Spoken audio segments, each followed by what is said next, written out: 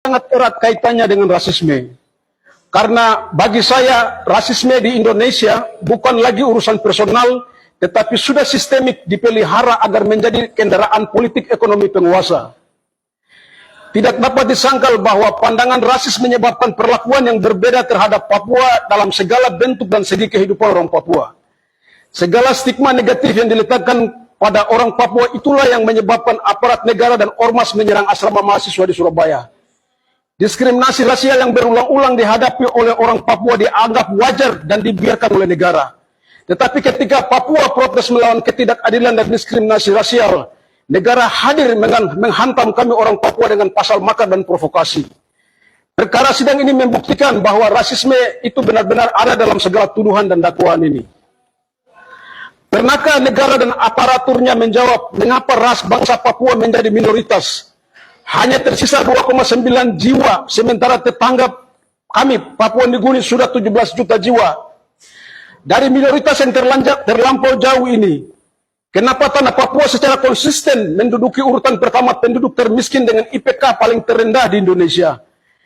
Kenapa jawaban dari konflik Aceh adalah perundingan damai, tetapi jawaban dari konflik Papua adalah senjata dan penjara? Kenapa undang-undang anti diskriminasi rasial, undang-undang kebebasan berekspresi, dan undang-undang kesusahan dalam kasus tidak berlaku dan berpihak pada orang Papua? Bukankah itu suatu kejahatan terstruktur terhadap kami orang Papua? Bisakah pertanyaan-pertanyaan ini dijawab oleh saudara jaksa dan negara ini? Ataukah jawabannya memang harus ada moncong senjata dan ketuk palu hakim? Kenapa negara ini menghindari kajian dan solusi LIPI, BRIN, dan lain-lainnya, lalu membawa rakyat dan kemanusiaan Indonesia dalam ruang kegelapan yang paling gelap dari ruang penjara saya di Lapas Habepura? Majelis Hakim dan Jaksa yang terhormat, kehadiran saya pada aksi damai tolak rasisme tanggal 19 Agustus 2019 adalah untuk mempertanyakan semua itu. Saya tahu bahwa saya memiliki hak hukum untuk melawan segala bentuk rasisme. Negara ini memberi ruang belajar, dan saya telah mempelajari konstitusi, semboyan, dan Pancasila. Tetapi kenapa perjuangan saya demi kesetaraan, kemanusiaan, keadilan sosial, dan kemerdekaan dipasung dengan senjata dan penjara? Saya percaya bahwa hak untuk bersuara dan berbicara adalah hak yang dijamin oleh konstitusi dan hak asasi manusia. Saya telah melaksanakan hak-hak tersebut dengan damai tanpa merugikan siapapun. Saya percaya bahwa melawan rasisme adalah hak dan kewajiban setiap individu yang peduli dengan keadilan sosial dan hak asasi manusia. Rasisme adalah masalah global. Banyak negara di dunia menghadapi masalah rasisme dan diskriminasi yang serupa. Oleh karena itu, sebagai warga dunia, tindakan saya dan rakyat Papua juga harus dipandang dalam konteks global dan dianggap sebagai bagian dari gerakan sosial yang lebih besar untuk menghapuskan rasisme dan diskriminasi di seluruh dunia. Rasisme bukanlah sekedar masalah pribadi, tetapi masalah struktural yang harus diatasi secara sistemik, mulai dari aparat TNI Polri hingga di ruang-ruang peradilan hukum ini.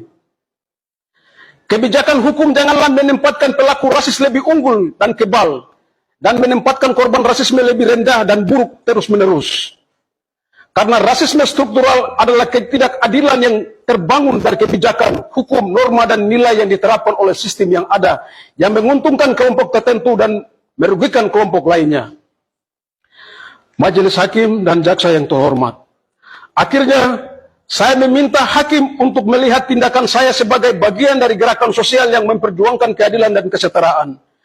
Saya juga ingin menegaskan bahwa tindakan saya melawan rasisme adalah tindakan yang dilakukan dengan niat dan jujur dan tulus untuk memperjuangkan hak asasi manusia dan keadilan sosial. Saya tidak melakukan tindakan tersebut untuk tujuan pribadi, melainkan untuk mewakili suara ras bangsa saya yang terdampak dari diskriminasi dan ketidakadilan.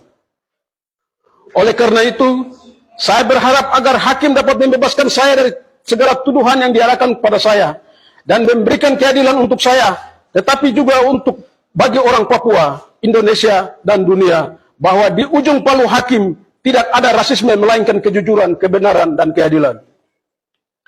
Saya harus mengakui dengan jujur dan berterima kasih untuk majelis hakim yang benar-benar mempertaruhkan segalanya untuk menghormati hak kesehatan saya hingga terselesainya proses perawatan dan pengobatan.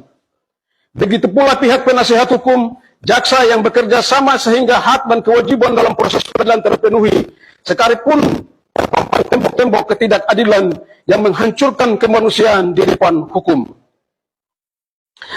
Rasisme adalah bentuk penindasan yang menghambat kemerdekaan dan kesetaraan. Angela Davis. Tidak ada tempat untuk rasis dalam peradilan hukum. Ketika keputusan hukum didasarkan pada ras, itu merusak integritas dan legitimasi sistem peradilan itu sendiri. Sonia Sotomayor. Demikian pledoi saya buat dari Lapas Abe Pura, 2 Mei 2023. Victor Frederick Yemo. Terima kasih.